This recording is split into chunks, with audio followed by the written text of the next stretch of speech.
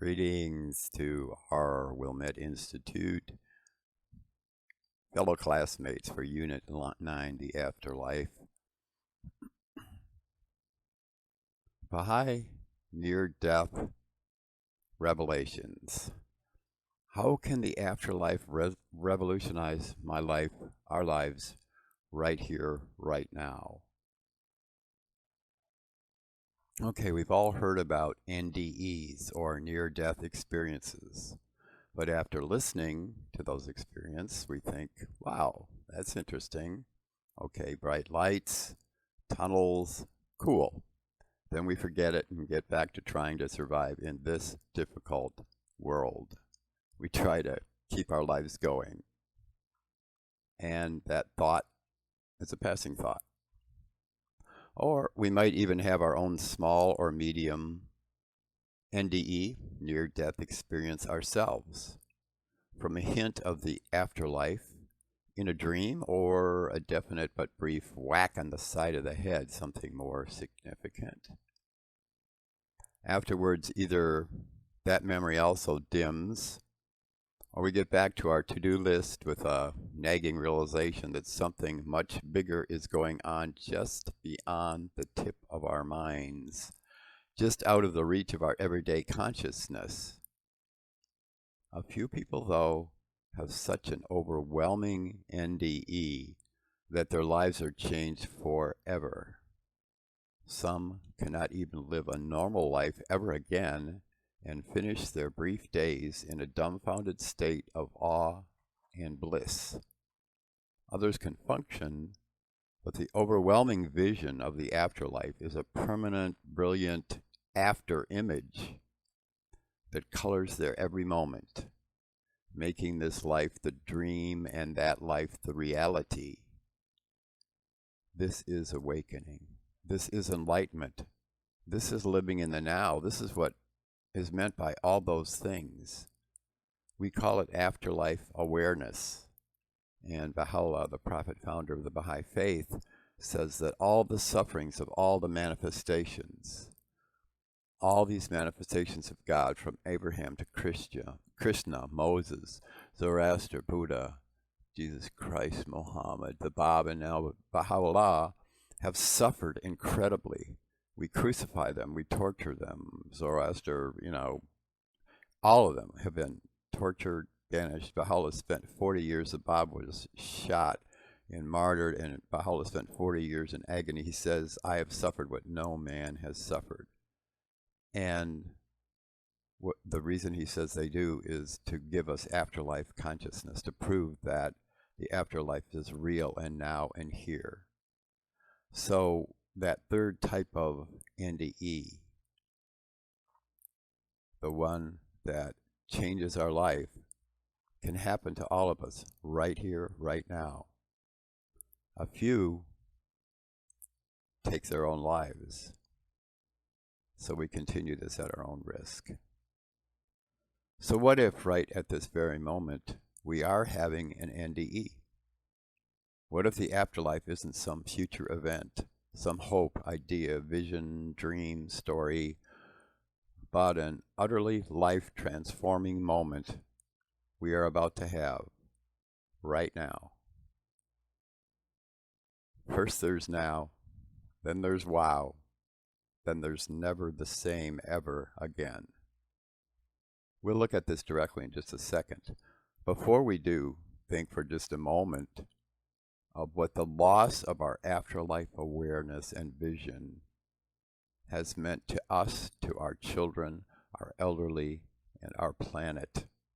Abdu'l-Baha says that if a child is given everything else and not taught about the afterlife, not given the afterlife vision, once they find out that humans die, their lives will be destroyed inside. Afterlife vision isn't some icing on the cake, it is the cake. As the sun has continued to set on our past religions and revelations, all kinds of man-made substitutes for the real afterlife vision, from science to superstition to self-help to drugs, materialism, have all tried to fill that galaxy-sized hole in our hearts that afterlife awareness was created by God to occupy for our continual joy, peace, and happiness. What actually happens when the direct moment-by-moment perception of the next world fades and dies? What happens when afterlife awareness, goes away? What warped minds are created who, hopelessly alone amongst the animal and angel worlds, think they are going to die, get buried eternally in dirt, forgotten, never again to see, never to feel, never again to know. The feeling and vision of existential hopelessness, pessimism, and no accountability with that loss of our afterlife vision creates all the unspeakable crimes, abuses, torments, cravings for material possessions and pleasures, and conflicts as we try to compensate for that unfillable void in our lives. Afterlife vision is not an option. It's the way we need to live. And right now, before this is over, let's have together an NDE, a near-death experience.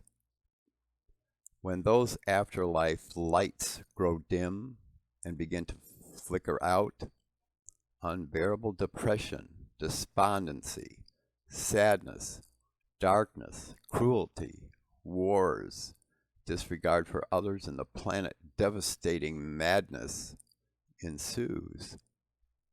Nothing can stop this soul-devouring darkness, which is the abyss of afterlife blindness, going through life unaware of how close that next world, this world, the real world is to us.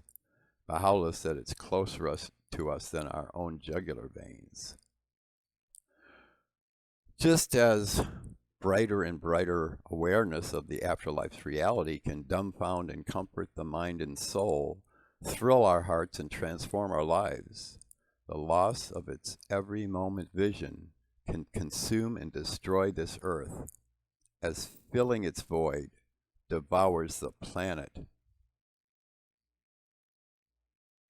Baha'u'llah, the prophet founder of the Baha'i faith, has unveiled a revolutionary new afterlife vision that is astonishingly imminent, closer, as we said, to us in our own jugular veins, present at every instant, and available at every moment to delight our minds and spirit, and yes, right now, transform our lives. The past religions and philosophies, not from their founders and the prophets, but watered down by centuries of man-made superstitions, have resulted in either no afterlife vision at all, visions of reincarnation, rotting in a decaying body until Christ returns, or silly, unconvincing, uncomforting replacements like, oh gee, our atoms are going to become part of trees, or our energy is going to float mindlessly to the stars. We're going to become vague, unconscious, wandering ghosts. And others are like childlike stories of rainbows, clouds, wings, and pitchforks.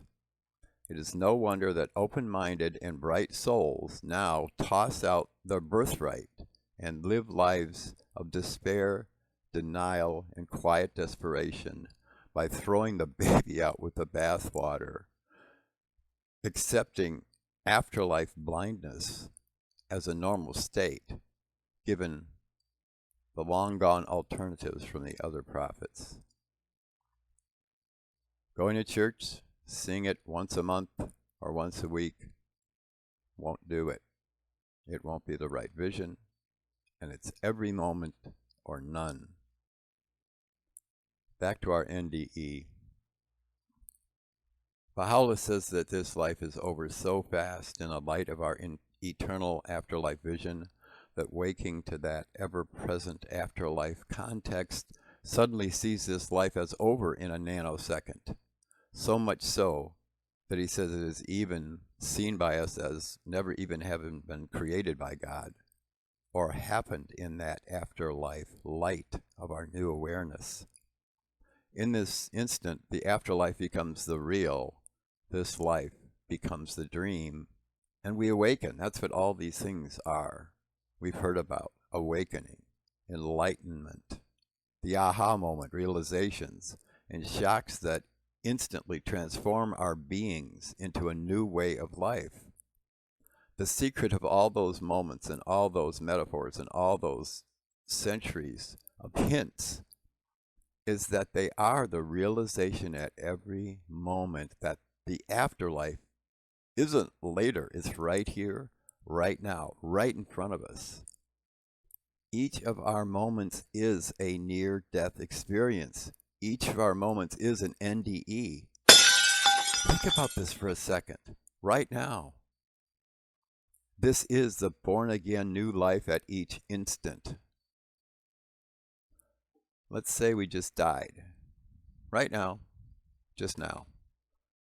Before we lived in a fake reality created by our denial brain that we die, but not today. It's a fake time buffer. We keep putting it off and pretending it won't happen, and it won't happen intimately, and it can't happen in the next second, although we know deep down that it can. We know actually that each moment is likely our last breath, but we never live like that. How would we live if we knew that? What if we had complete afterlife awareness at every second? Now we're permanently out of sync with reality, and then we need all kinds of transient attachments to support that denial. Look at it. Each breath really is our last. We are gone. We are born again.